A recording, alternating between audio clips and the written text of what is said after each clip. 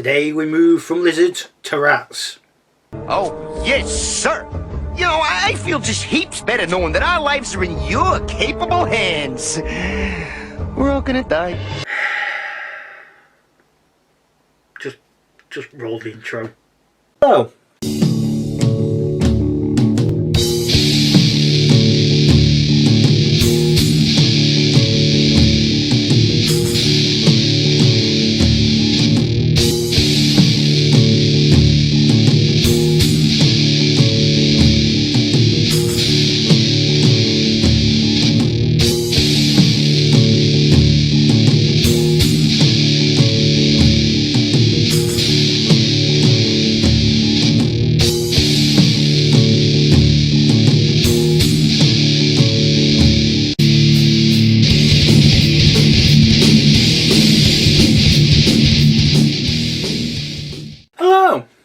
Today we are looking at the Ratkin for Kings of War Vanguard.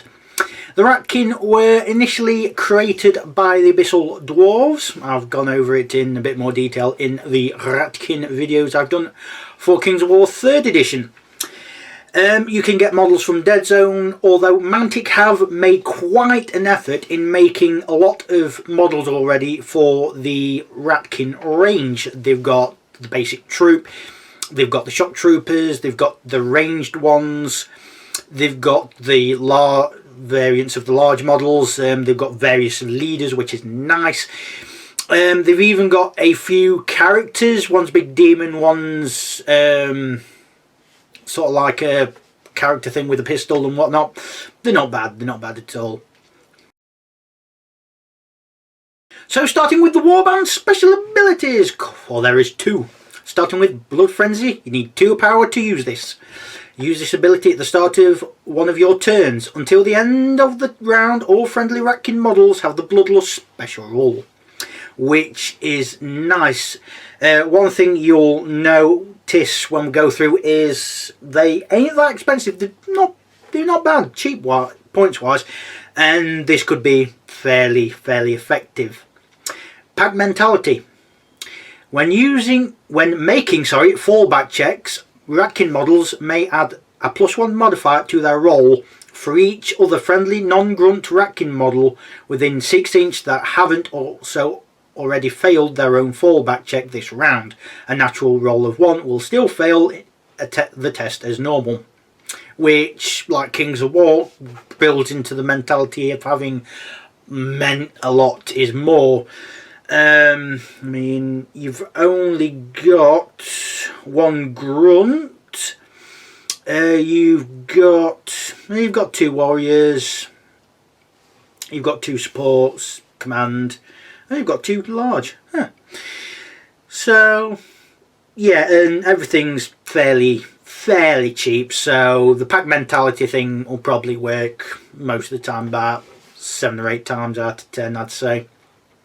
So the faction specific spells, starting with Vermin Swarm, which is long, 6 inch range, can be cast on self and even if target is engaged. Each enemy model must engage by or engaging the target. Hang on, this is worded weird. Each enemy model engaged by or engaging, no, there's no commas, the target must make an immediate fallback move of 3 inch following the normal rules. No breakaway tests are required. Knockdown models still move and remain knocked down. So they're basically crawling away.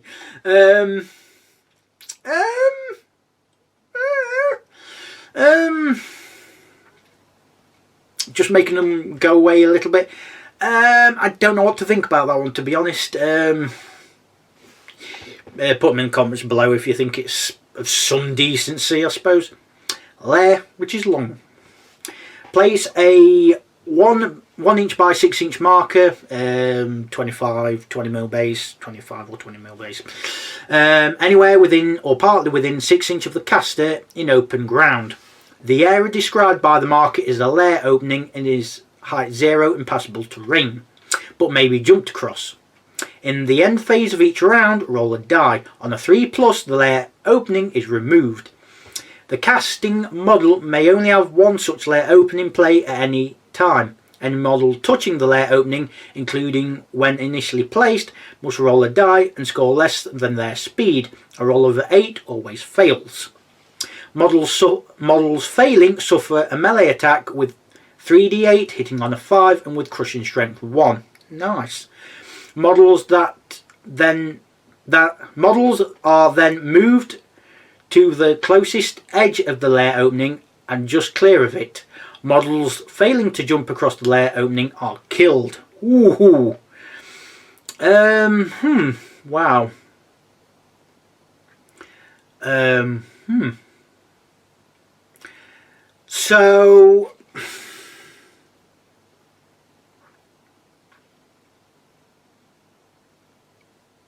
So you could combo Vermin Swarm with Lair,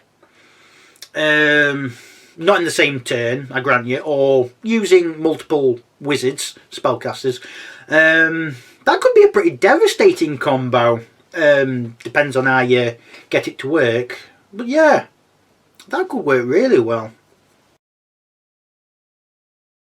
So starting with the grunt, we have the Tunnel Slave. 6 points, 20mm base. Speed 6, melee 6 plus, no range. Arm 5, nerve 7, 1 wound, height 2. 2d8 in melee, none at range. Can take a spear for a point. I can kind of see the point taking a spear for these. It only makes them 7 points. Melee is naff, armor's average, which is a bit surprising to be honest. 1 wound, nerve is terrible. Speed's not bad, but 6 points. You kind of getting what you ask for really. They're cheap and you kind of getting what you expect. Most armies in Vanguard have got one cheap unit, and yeah. So on to the warriors then, starting with the Ratkin Warrior. 10 points, 20mm base. Speed 6, melee 5 plus, range 5 plus, armor 5, nerve 6, 2 wounds, height 2. 2d8 in melee, 1d8 at range. 10 points, it's 5 plus for most stats apart from nerve 6. Shame it in 2d8 at range, but 10 points, that's not too bad. That's not too bad at all. It's only 4 points more than the grunt. The melee stats better, the nerves a lot better. It's got a range stat which isn't bad. It's got 2 wounds, so yeah, it's not bad. Not bad at all. Next is a Shock Trooper. 15 points, 20mm base. Speed 6, melee 4, range 6, armor 4, nerve 6, 2 wounds, 2. Crush strength 1 and vicious. 2d8 in melee, 1d8 at range. You can nearly get 3 Tunnel Slaves for 1 Shock Trooper. Although the Shock Trooper isn't bad, for 15 points you get melee of 4, armor of 4 and crush strength 1 and vicious, which is pretty decent. God be said, the nerve is still pretty naff, but considering the pack mentality rule, I mean, if you've got fair decent amount of Ratkin warriors around, the Shock Troopers ain't going to be running around that often, I'd expect. Next we have the supports, starting with the Hackpaw. 19 points, cavalry base. Speed 7, melee 5 plus, no range stat, armor 5, nerve 6, 3 wounds, height 3. Cavalry and vicious, 2d8 in melee, none at range. It's fast, melee and armor's not bad. It's got cavalry and vicious, so you get bonuses against things that are shorter than you, so you've got that. It's a cheap cavalry unit, cheap support unit. It's there more for speed. Kind of do need to give it some sort of thing to give it some crushing strength, I think, or maybe a spear or something, anything to give it a bit more of a punch in close combat. But yeah, it's not bad. I'd say it's not bad. Next we have the Scurrier. 24 points, 20mm base. Speed of 6, melee of 6, range of 4, armor of 4, nerve of 6, 2 wounds, height 2. Marksman, scout and dodge. 1d8 in melee, 2d8 at range. Gives throwing knife, which is 9-inch range. Combat combined fire. When involved in a group shoot action, scurrier models add +1 dice to the range attack roll if one or more other scurrier models in the group fire at the same target. Which in bad it means you get potentially group fire is 3 models, so potentially you could have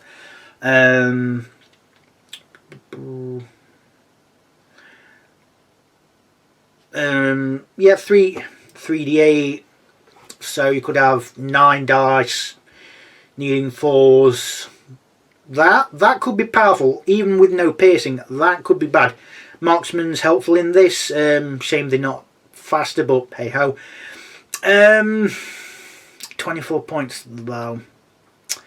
I reckon they should have been 20 myself. Although no, it's got dodge and scout.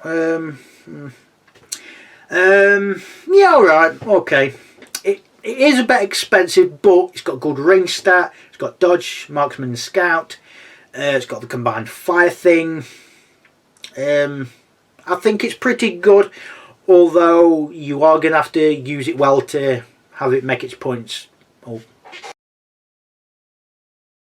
Next we have the large, starting with the brute. 31 points, 40 mil base. Gives 1 red power die. Speed 6, melee 5, no range stat, armor 5, nerve of 7.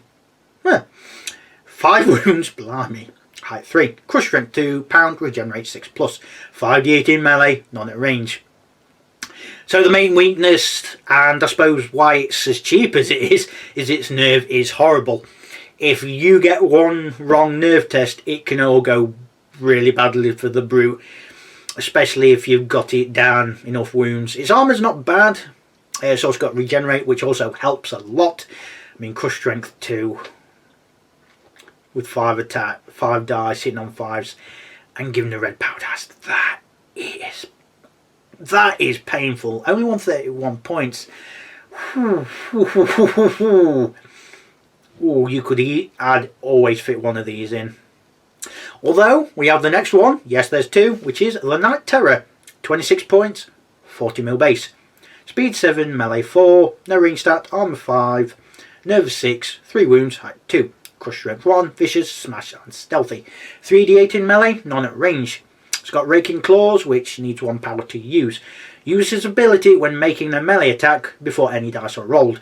Add 1 to the value of this model's crush strength for this melee attack. This ability can be used any number of times each round. Nice.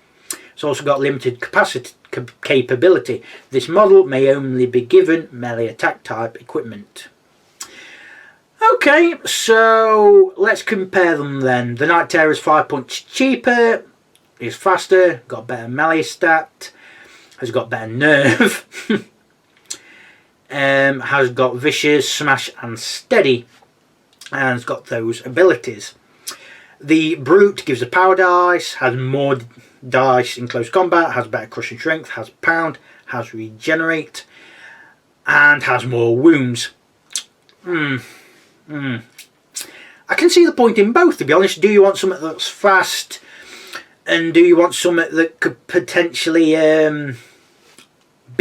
is potentially more accurate, or do you want something with more dice that can potentially hit a lot harder? Speed or power, that's kind of what you're going for. Speed, Night Terror. Power, brute. Next we have the spellcaster. It is the Ratkin Warlock.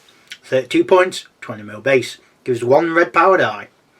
Speed 6, melee 6+, range 4, armor 6, nerve 5, 3 wounds, height 2. Headstrong and inspiring, which is nice. 1d8 in melee, 1d8 at range. Spells, you've got stun, which is short. Not many wizards have got stun I've seen so far. Zap, which is short. Lightning bolt, which is long. Shockwave, which is long. So all about the offensive kill 'em spells, which is nice. Insane power surge, and you need power dice to do this. It's multiples. Use this ability when this model is activated during one of your turns. Declare how much power is being spent before casting any spells. For each power spent, the Warlock can cast one of the spells it knows regardless of the action length. Spells can only be boosted if it costs an additional power to do so. Resolve the effects of each spell before casting the next. Once all spells are cast, the Warlock is marked as both activated and fatigued, and roll 1d8 for each spell that was cast. For each 6+ rolled, the Warlock suffers one automatic wound with no armor save possible. This is a bit risk reward. If you've got enough power, you can potentially fire all your spells, which can really hurt your opponent. However, if you fire too many spells off at once, you can potentially kill the Ratkin Warlock easily. So I've got 3 wounds, so if you roll poorly, you can potentially kill the Warlock in one go. Although you can potentially kill a lot of enemies in one go. So it swings and roundabouts really. Potentially what I would do is either use them to do the insane power surge, or use them to build a lot of lairs, and potentially combo with the vermin swarm abilities, depending on how you make them go. Next we have the command. It is the War Chief. 35 points, 20mm base. Gives 1 blue power dice, oh yes. Speed 6, melee 4, range 5, armor 4, nerve 4, 3 wounds, height 2. Crush strength 1, inspiring and steady. 3d8 in melee, 1d8 in range. Blazing parry, which needs 2 power to use. Use his ability when an enemy model retaliates against the War Chief. The enemy model rolls no dice and the attack fails. The enemy model is marked as both activated and fatigued. That's a nice ability.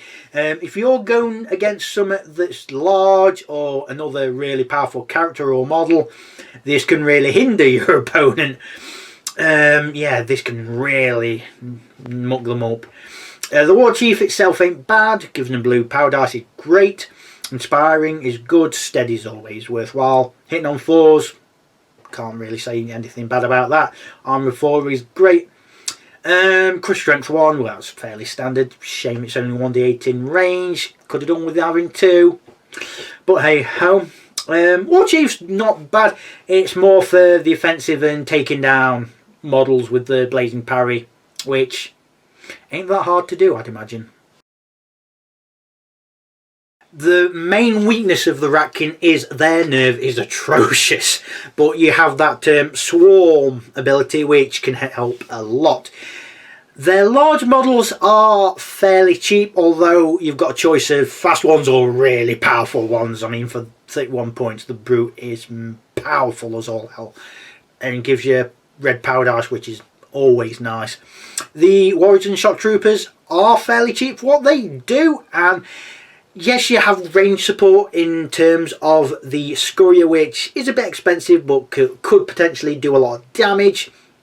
And you've got the Ratkin Shaman, well, Ratkin Warlock, sorry, which potentially can, yes, kill itself, but potentially do a lot of range damage as well.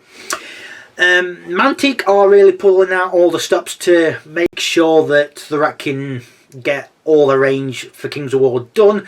So potentially by the end of maybe next year, this year, next year, depending on how things go, and at the time of recording, you could get a hell of a lot of options.